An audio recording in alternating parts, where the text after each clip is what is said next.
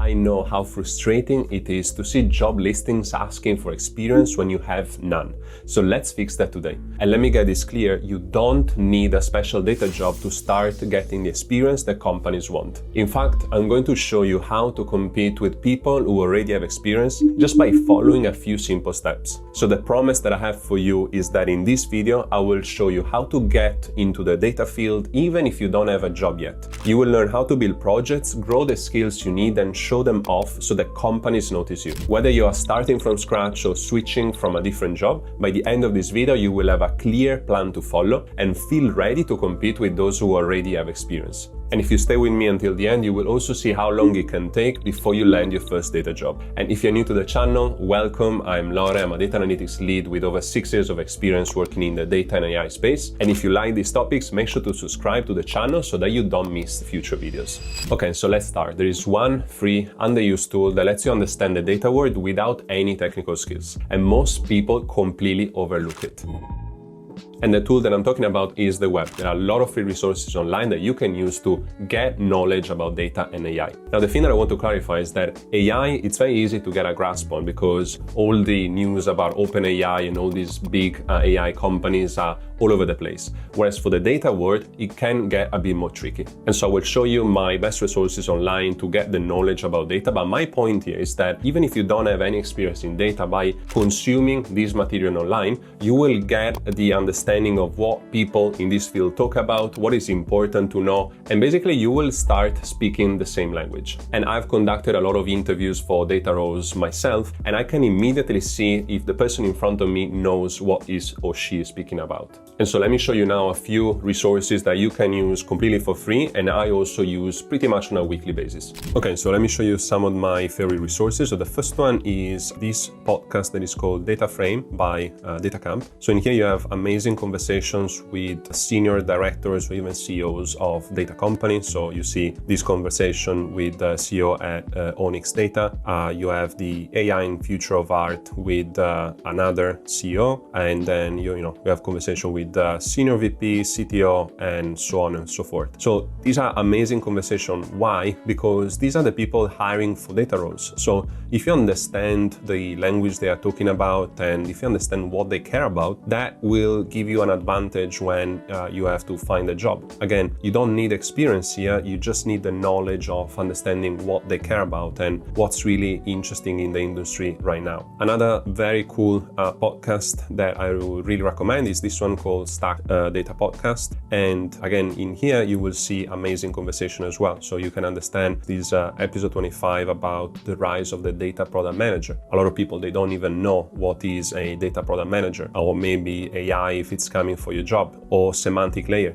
A lot of interesting stuff that will help you in whatever conversation you have. It can be an interview or it can be a chat with a recruiter. So that can really make a difference. A practical example here, I learned, for example, with the podcast and resources online, that using pie charts in visualization is not best practice. And so if that comes out in an interview, or maybe I'm the one trying to make that come out in an interview, I can show that I have this kind of knowledge that maybe can impress someone that is interviewing you. Again, you don't have to have that relevant job experience, but if you have this extra knowledge, the conversation you will have with an interviewer becomes way more interesting. The other very important tool, and this is again something that not many people apply, is looking for the latest updates from the data platforms. So for example, in here, I am within the Tableau website, and you can see here that I opened the latest update of Tableau 2024 version 2. And in here, I see the list of new features that Tableau updated in their app. And so for example, I can see that they just added Einstein Copilot, which is a kind of a ChatGPT version of Copilot, which seems to be a kind of a chat that is helping you, for example, to create calculated fields, and is available in the web version of Tableau. Then maybe there is this other cool feature that they just added. You have something that is called Viz extension, which basically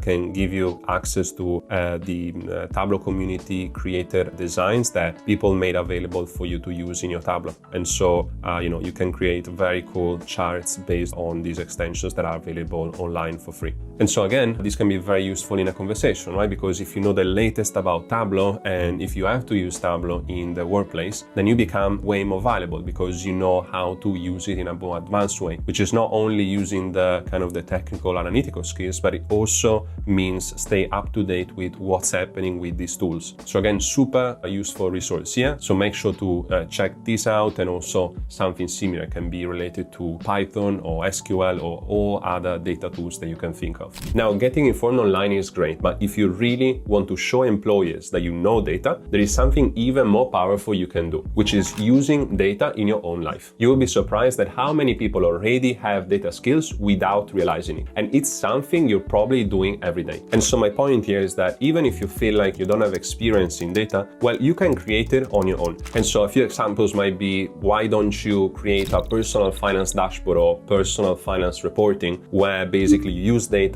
from your bank accounts to understand fully what you spend on a month. And maybe you can adjust your behaviors based on that. Or maybe you can create a chatbot using, I don't know, the OpenAI API key, for example, to give you restaurant recommendation in whatever area you're interested in. And so, for example, you could use this on holiday. Whenever you are exploring a new location, you can use the chatbot to give you recommendation on restaurants or anything else based on online data that you can fetch from different resources. And so again, using this technique, even if you don't have relevant job experience, you can show in a job interview that you really care about data, that you use it in your own life to solve real problems that you have. And that's why the conversation in an interview really becomes interesting, right? Because that can sparkle the interest in an interviewer to understand more on, for example, how you fetch data online to create your own projects, how you think and logic throughout these whole exercises. But the thing is that just doing data projects is not enough if you don't know how to present yourself. And this is where most beginners make a big mistake.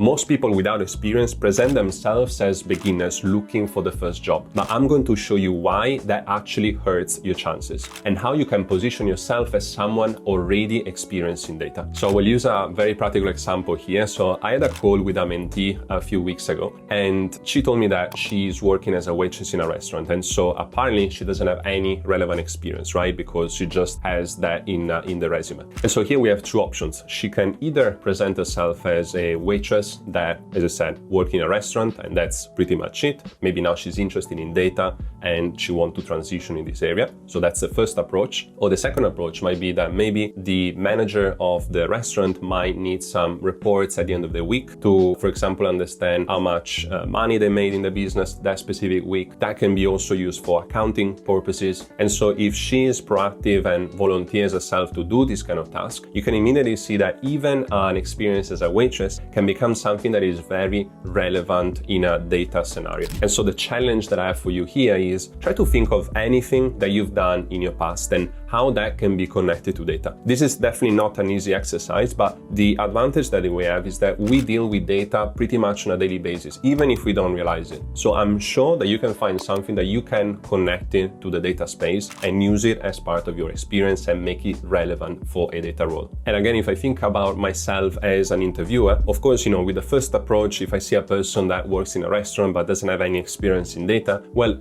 I wouldn't be very interested, right? Because I know that this person maybe is learning and is going to use my job as a kind of a first test to work with data. Whereas in the second approach, if I see a waitress but with experience on creating some reports or analytics for a small business, again, that's where the conversation is completely different, because I can really see if there was value added by this person in this organization, even if it's a small business. And I know exactly that that thing that was done on that circumstance can also be done in the same way in my company, in the role that I'm recruiting for. And so that's where a person becomes way interested, even if maybe there is no corporate experience in the data field. But before you start pitching yourself to employers, you need to surround yourself with people who can give you feedback, opportunities, and also guidance. And there is one specific way to do that. And the way to do it is by joining relevant communities. For example, it can be a data or AI community. There are plenty plenty of creators online or companies that create community so that everyone can come to the same space to share the interest and help each other. And so why can this be useful? Because again, you want to surround yourself with people that are pretty much in your same position, right? Because that can be immensely helpful. If you try to connect with a person that maybe was looking for a job for the past,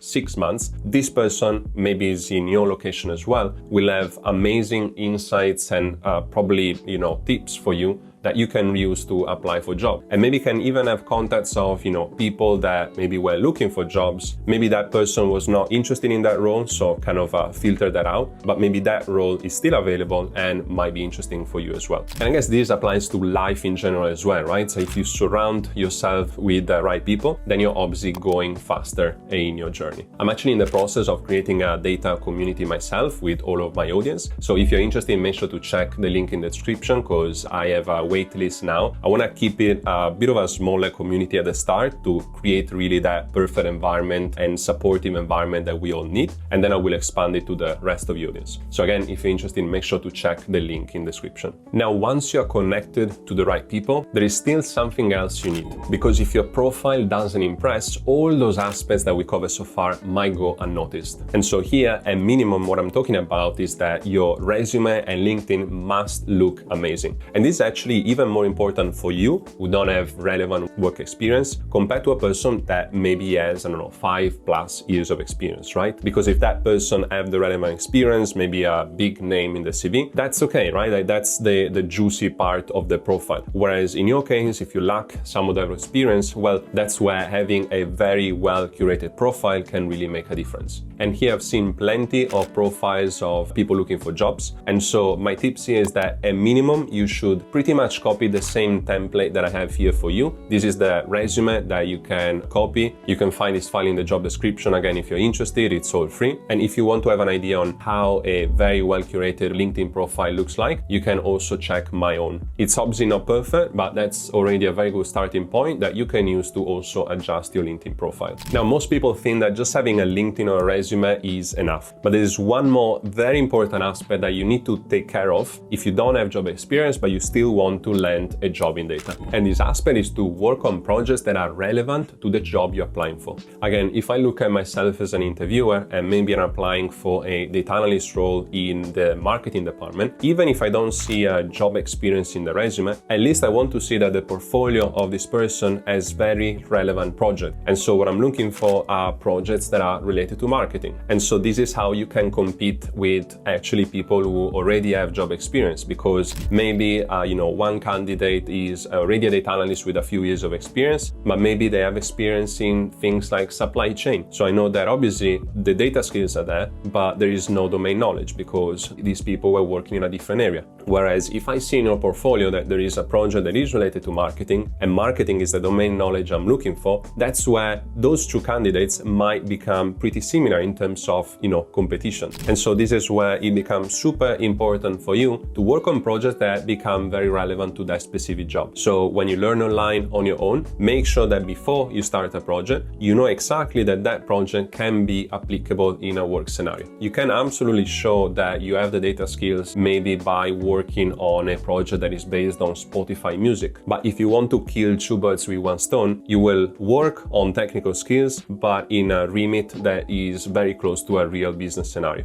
And so this is a very powerful hack to create that experience that recruiter and employers are looking for. And now the big question that I mentioned at the start. So how long will it take to land that data job without experience? So once you covered all the steps that we explained in this video, you will automatically improve the chances you have to land a job even if you don't have any experience. Now you have to start applying to those jobs, and you can use data to help you in this process as well. What I mean by that? Well, let's say that you apply to 200 jobs and you see how many responses you get. Let's say that you get 20 replies back. So that's a 10%. Okay, good. Now you should probably have 15 calls. Of those 15 calls, let's say that with only 5 of them, you pass the first round and you're able to get to the final round. And in terms of job offers, let's say that you only get 1. Right, so top of the funnel here was 200 job applications for 1 offer. So we can assume that with 200 more applications, more or less, we should be able to get 1 more offer. Obviously, this is just an example, but this is the analytical mindset that you should have when applying. So try to do this test and you will see that finding a job will no more be a guesswork, but rather something that you can control in a smarter way. And there you have it, a simple step-by-step guide to get a job in data even if you don't have any experience. If you found at least one useful information in this video, make sure to subscribe to my channel so that I can help you even further in the next videos. And in case you want to learn more about data analytics, I put together a video where I teach pretty much all I learned in my 6 years of experience as a data analytics lead. There is a huge amount of value compressed in one video only, so make sure to check it out at the link that you see here in the screen. And well, enjoy the rest of your day. Ciao for now and see you in the next one.